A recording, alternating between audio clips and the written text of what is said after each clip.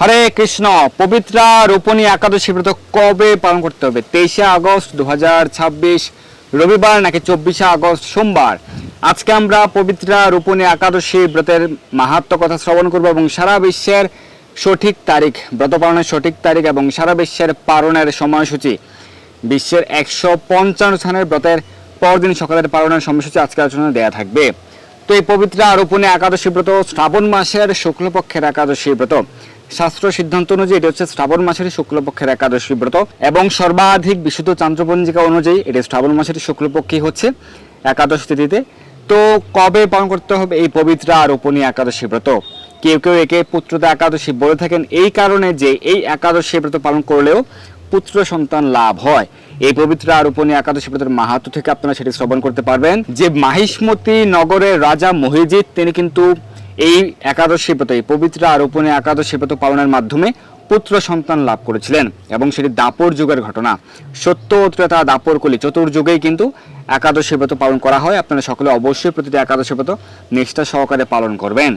তো এই পবিত্র রোপণী একাদশী ব্রত ভারতে বাংলাদেশে পালন করতে হবে সঠিক সিদ্ধান্ত অনুযায়ী 24শে আগস্ট 2026 সোমবার।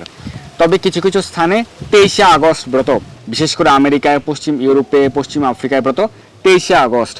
এখন অনেকে প্রশ্ন হচ্ছে যে কেন ভারত বাংলাদেশে 24 তারিখ, কেউ কেউ বলছে বা অনেকে বলছে 23 তারিখ ব্রত। এই নিয়ে অনেকের মনে দ্বিধা রয়েছে। এর কারণ হচ্ছে কেন 24 তারিখ ব্রত? শাস্ত্র সিদ্ধান্ত অনুযায়ী উল্লেখ রয়েছে 8টি মহাদ্বাদশীর কথা। এর মধ্যে একটি হচ্ছে বেঞ্জলি মহাদ্বাদশী। শাস্ত্রে বলা হয়েছে, ব্রহ্ম বিবর্ত পুরাণে উল্লেখ রয়েছে 8টি মহাদ্বাদশীর মধ্যে যদি কোনো একটি মহাদ্বাদশীর যে শর্ত সেটি যদি পূর্ণ হয় তাহলে মহাদ্বাদশীতে উপবাস করতে হবে। এই বেঞ্জলি মহাদ্বাদশীর ক্ষেত্রে ব্রহ্ম বিবর্ত পুরাণ এবং পদ্ম পুরাণ উল্লেখ রয়েছে বেঞ্জলি মহাদ্বাদশী যুক্ত হলে এই একাদশী ব্রত পালন করতে হবে একাদশীর পর দিন অর্থাৎ মহাদ্বাদশীতে, বেঞ্জলি মহাদ্বাদশীতে, এবং সেই ক্ষেত্রে সহস্রগুণ ফল লাভ হয় এবং বেঞ্জলি শব্দ উচ্চারণ মাত্রই শত সহস্র জন্মের পাপ থেকে দূরীভূত হয়, পাপ থেকে মুক্ত হতে পারবেন এবং বেঞ্জলি মহাদ্বাদশী যুক্ত উপবাসের মাধ্যমে সহস্র রাজস্ব যজ্ঞের ফল লাভ হয়ে থাকে। আরও অনেক মাহাত্ম্য রয়েছে, আমরা শ্রবণ করব পদ্মপুরাণ থেকেও এই বেঞ্জলি একাদশী ব্রতের মাহাত্ম্য কথা আজকে আমরা শ্রবণ করব। তো ভারত বাংলাদেশের ক্ষেত্রে বেঞ্জলি মহাদ্বাদশী যুক্ত হচ্ছে কেন, কিভাবে যুক্ত হচ্ছে আমরা আলোচনা করব। তো আপনারা সঠিকভাবে পালন করবেন ভারত বাংলাদেশের ক্ষেত্রে বেঞ্জলি মহাদ্বাদশী যুক্তা পবিত্র রোপণী একাদশী ব্রত 24শে আগস্ট 2026 সোমবার। এখন আমরা জানবো যে কোন কোন স্থানে 23 তারিখ ব্রত। মালদ্বীপ, দুবাই, আবুধাবি, সহ আরব আমিরাত, মধ্যপ্রাচ্যের সকল দেশে 23 তারিখ ব্রত। দুবাই, আবুধাবি, সহ আরব আমিরাত, কাতার, কুয়েত, ওমান, সৌদি আরব, মধ্যপ্রাচ্যের সকল দেশে 23 তারিখ ব্রত। ইউরোপের বেশিরভাগ দেশেই 23 তারিখ ব্রত। ইউরোপের Finland, Sweden, Ukraine, Romania, Poland, Italy, Malta, London সহ যুক্তরাজ্য, Ireland, Portugal, Spain, France, Belgium, Netherland, Switzerland এবং রাশিয়া। পশ্চিম আফ্রিকার মালি, নাইজেরিয়া, মিশর, Libya, Sudan, Ethiopia, Congo, Angola, Mauritius, পূর্ব আফ্রিকার সেশেলস। ইউরোপ, আফ্রিকার এই দেশগুলিতে প্রতিপালন করতে হবে 23শে আগস্ট রবিবার এবং আমেরিকা, কানাডা, মেক্সিকো সহ উত্তর আমেরিকা মহাদেশের সকল দেশে এবং ব্রাজিল, আর্জেন্টিনা, চিলি, পেরু সহ দক্ষিণ আমেরিকা মহাদেশের সকল দেশে প্রতিপালন করতে হবে 23শে আগস্ট রবিবার। তো কোন কোন স্থানে 23 তারিখ ব্রত সেটি আমরা জেনে গেলাম। এখন আমরা জানবো যে কোন কোন স্থানে 24 তারিখ সোমবার ব্রত পালন করতে হবে। Bharat, Bangladesh, Nepal, Bhutan, Sri Lanka, Myanmar, Pakistan, Malaysia, Singapore, Indonesia, Brunei, Thailand, Cambodia, Vietnam, Philippines, Taiwan, Japan, চীন, দক্ষিণ Korea, Hong Kong, Mongolia, Australia, New Zealand. ইউরোপের ক্ষেত্রে Norway, Denmark, Greece, Hungary, Slovakia, Croatia, Austria, চেক রিপাবলিক, জার্মানিতে এবং আফ্রিকার ক্ষেত্রে উগান্ডা, সাউথ আফ্রিকাতে ব্রত 24 আগস্ট সোমবার। এছাড়া সার্বিয়া, তাজিকিস্তানেও 24 তারিখ ব্রত। আমরা জেনে গেলাম যে কোন কোন স্থানে 23 তারিখ আর কোন কোন স্থানে 24 তারিখ ব্রত পালন করতে হবে। তো ভারত বাংলাদেশে আপনি নিশ্চিন্তে ব্রত পালন করুন 24শে আগস্ট, কারণ এক্ষেত্রে বেঞ্জলি মহাদ্বাদশী যুক্ত হচ্ছে। এর কারণ হচ্ছে বেঞ্জলি মহাদ্বাদশীর যে শর্ত সেটি হচ্ছে একাদশী তিথি যদি ব্রাহ্ম মুহূর্ত থেকে সারা দিন রাত থাকে, এবং দ্বাদশী তিথিও পরদিন সূর্যোদয় থেকেও সারা দিন রাত থাকে, এরপর দিন ত্রয়োদশী থাকার কথা। সেই ত্রয়োদশীর দিনেও সূর্যোদয়ের পরও আরও কিছু সময় দ্বাদশী বর্ধিত হলে সেটিকে বেঞ্জলি মহাদ্বাদশী বলা হয়েছে।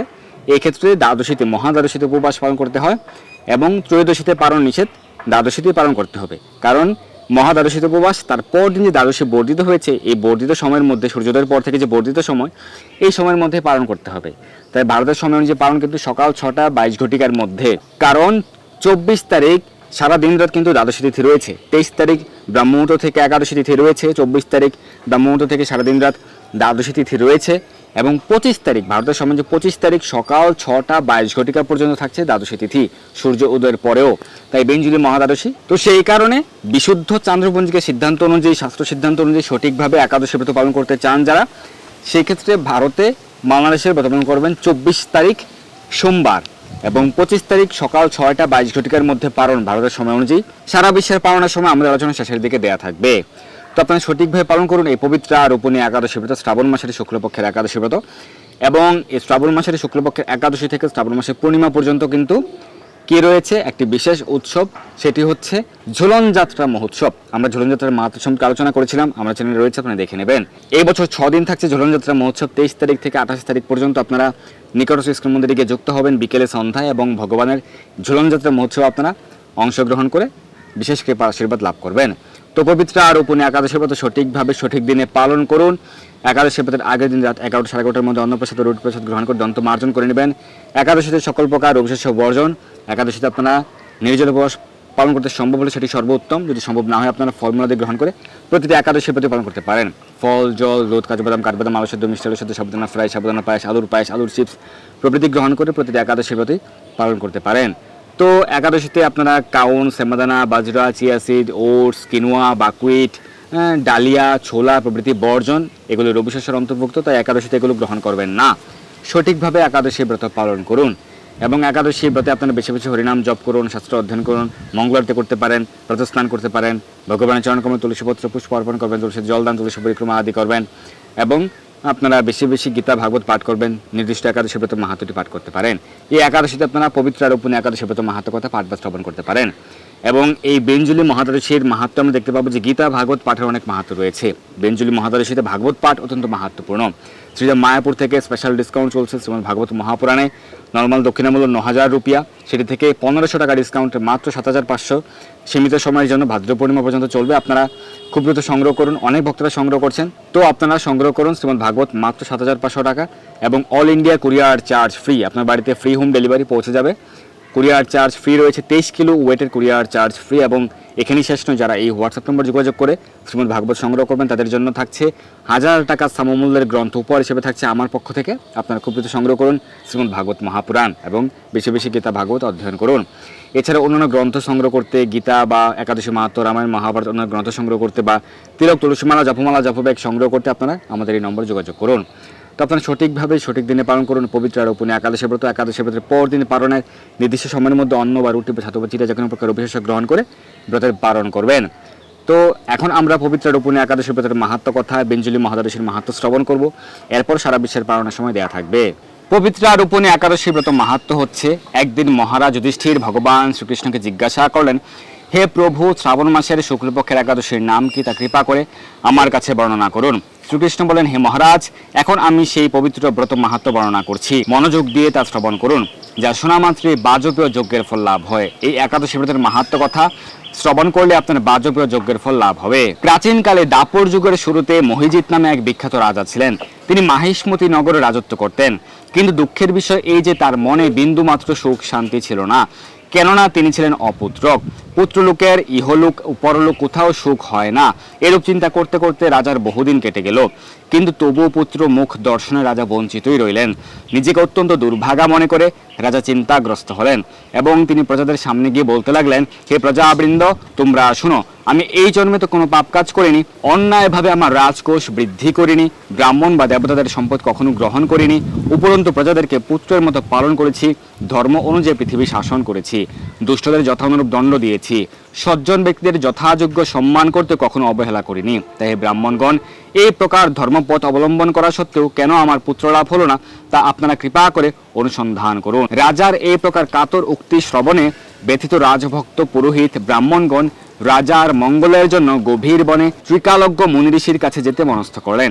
বনের মধ্যে ঋষিদের আশ্রম সকল দেখতে দেখতে তারা এক মুনির সন্ধান পেলেন। তিনি দীর্ঘায়ু, নিরোগ এবং নিরাহারে ঘোর তপস্যায় মগ্ন ছিলেন। সর্বশাস্ত্র বিশারদ, সর্বতত্ত্বজ্ঞ, ত্রিকালজ্ঞ সেই মহামুনি লোমশ নামে পরিচিত। ব্রহ্মার এক কল প্রতিবাহিত হলে মুনিবরের গায়ের একটি লোম পরিত্যক্ত হতো, এই কারণে মহামুনির নাম লোমশ। তাকে দেখে সকলেই ধন্য হলেন। তারা পরস্পর বলতে লাগলেন যে আমাদের বহু জন্মের সৌভাগ্যের ফলে আজ আমরা এই মুনিবরের সাক্ষাৎ লাভ করলাম। তারপর ঋষিবর তাদের সম্বোধন করে বলেন, কি কারণে আপনারা এখানে এসেছেন এবং কেনই বা আমার এত প্রশংসা করছেন তা স্পষ্ট করে আমাদের বলুন। আপনাদের যাতে মঙ্গল হয় আমি সেই রূপ চেষ্টা করব। ব্রাহ্মণেরা বলেন, হে ঋষিবর, আমরা যে উদ্দেশ্যে এখানে এসেছি আপনি কৃপা করে তা শুনুন। এ পৃথিবীতে আপনার মতো শ্রেষ্ঠ ব্যক্তি আর কোথাও নেই। মহিজিৎ নামে এক রাজা নিঃসন্তান হওয়ায় অতি দুঃখে দিন যাপন করছে। আমরা তার প্রজা, তিনি আমাদেরকে পুত্রের মতো পালন করেন, কিন্তু তিনি পুত্রহীন বলে আমরাও সবাই দুঃখিত। আর তার দুঃখ দূর করতে আমরা এই বনে প্রবেশ করেছি। হে ব্রাহ্মণ শ্রেষ্ঠ রাজা, যাতে পুত্রের মুখ দর্শন করতে পারেন কৃপা করে তার কোনো উপায় আমাদের বলুন। তাদের কথা শুনে মুনিবর ধ্যানমগ্ন হলেন। কিছু সময় পরে রাজার পূর্বজন্ম বৃত্তান্ত বলতে লাগলেন। এই রাজা পূর্বজন্মে এক দরিদ্র বৈশ্য ছিলেন, বৈশ্য ব্যবসায়ী ছিলেন। একবার তিনি একটি অন্যায় কার্য করে ফেলেন। ব্যবসা করবার জন্য তিনি এক গ্রাম থেকে অন্য গ্রামে যাতায়াত করতেন। এক সময় জ্যৈষ্ঠ মাসে শুক্লপক্ষের দশমীর দিনে কোথাও যাওয়ার পথে তিনি অত্যন্ত তৃষ্ণার্ত হয়ে পড়েন। গ্রাম প্রান্তে একটি জলাশয় তিনি দেখতে পান। সেখানে তিনি জল পানের জন্য যান। একটি গাভীও তার বাছুর সেখানে জল পান করছিল। তাদেরকে তাড়িয়ে দিয়ে তিনি নিজেই জল পান করতে লাগলেন। এই পাপকর্মের ফলে তিনি পুত্র সুখে বঞ্চিত হয়েছেন, কিন্তু পূর্বজন্মের কোনো পুণ্যের ফলে তিনি এরকম নিষ্কণ্টক রাজ্য লাভ করেছেন।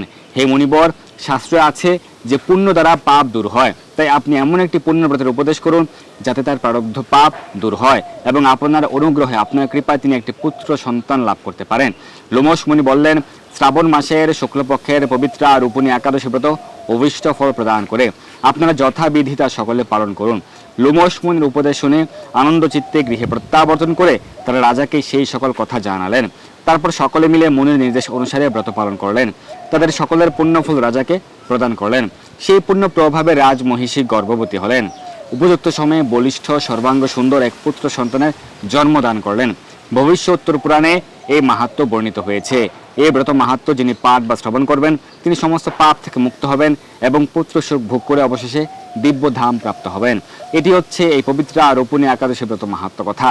এখন আমরা বেঞ্জুলি মহাদ্বাদশীর মাহাত্ম্য শ্রবণ করব। সূর্যোদয় থেকে আরম্ভ করে একাদশী পূর্ণ হলে এবং দ্বাদশীও পূর্ণ হয়ে তার পরের দিন ত্রয়োদশীতে কিছু অংশ থাকলে ওই দ্বাদশীকে বেঞ্জুলি বলা হয়। এক্ষেত্রে একাদশী না করে ওই দ্বাদশীতেই উপবাস করতে হবে। পরের দিন দ্বাদশীর মধ্যে পালন করতে হবে। ত্রয়োদশীতে পালন নিষেধ। পদ্মপুরাণে বলা হয়েছে এই দ্বাদশী ব্রত শ্রীহরির অত্যন্ত প্রিয়। একটি অশ্বমেধ যজ্ঞ 1000 অগ্নিষ্ঠোম থেকে শ্রেষ্ঠ, আবার একটি বাজপেয় যজ্ঞ 1000 অশ্বমেধ থেকে শ্রেষ্ঠ, একটি পুণ্ডরিক 1000 বাজপেয় থেকে অধিক ফলবিশিষ্ট, একটি সৌত্রামণি সহস্র পুণ্ডরিক থেকে শ্রেষ্ঠ, একটি রাজস্ব 1000 সৌত্রামণির থেকেও শ্রেষ্ঠ, কিন্তু একটি বেঞ্জুলি ব্রত 1000 রাজস্ব ব্রতের অপেক্ষা অধিকতর শ্রেষ্ঠ। এই কলিযুগে বেঞ্জুলি এই শব্দ উচ্চারণ মাত্রই শত সহস্র জন্মের পাপ দূরীভূত হয়। শ্রী গুরুদেব খুশি হলে ভগবান শ্রী হরিও প্রীত হন। অতএব এই তিথিতে শ্রী হরির প্রীতির জন্য শ্রদ্ধা সহকারে গুরুদেবের পূজা করতে হয়। রাত্রি জাগরণ করে কৃষ্ণ কথা শ্রবণ করতে হবে। গীতা, বিষ্ণু সহস্রনাম ও শ্রীমদ্ ভাগবত যত্ন সহকারে পাঠ করা কর্তব্য। নৃত্য, গীত ও সংকীর্তনে শ্রীহরি পরম সন্তুষ্ট হন। এই ব্রত অনুষ্ঠানে শরবত, তীর্থে স্নান ও সমস্ত প্রকার দানের ফল লাভ হয়। পূর্ব জন্মার্জিত পর্বত পরিমাণ পাপরাশি এই ব্রত পালনে অচিরেই দূর হয়ে যায়। তো এটি হচ্ছে বেঞ্জুলি মহাদ্বাদশীর মাহাত্ম্য কথা। এখন আমরা এখানে সারা বিশ্বের পালনের সময়সূচি প্রদান করছি। আপনারা সঠিকভাবে সঠিক দিনে পালন করুন বেঞ্জুলি মহাদ্বাদশী যুক্তা এই পবিত্র রূপণী একাদশী ব্রত। আপনাদের সকলের জয় হোক, কল্যাণ হোক, মঙ্গল হোক। এখানে সারা বিশ্বের 155 স্থানের ব্রতের তারিখ, আবারও বলছি, ব্রত কোন দিন পালন করতে হবে সেই ব্রতের তারিখ এবং ব্রতের পর দিন সকালের পালনের সময়সূচি প্রদান করা হয়েছে। আপনারা সঠিক দিনে একাদশী ব্রত পালন করুন আর একাদশী ব্রতের পরদিন সকালে পালনের সঠিক সময়ের মধ্যে পালন করুন। 24 তারিখ ভারতের ব্রত, পরদিন সকাল 6টা 22 ঘটিকার পূর্বে কিন্তু পালন করতে হবে। সঠিকভাবে পালন করুন। সকলের জয় হোক। ধন্যবাদ সবাইকে। হরে কৃষ্ণ।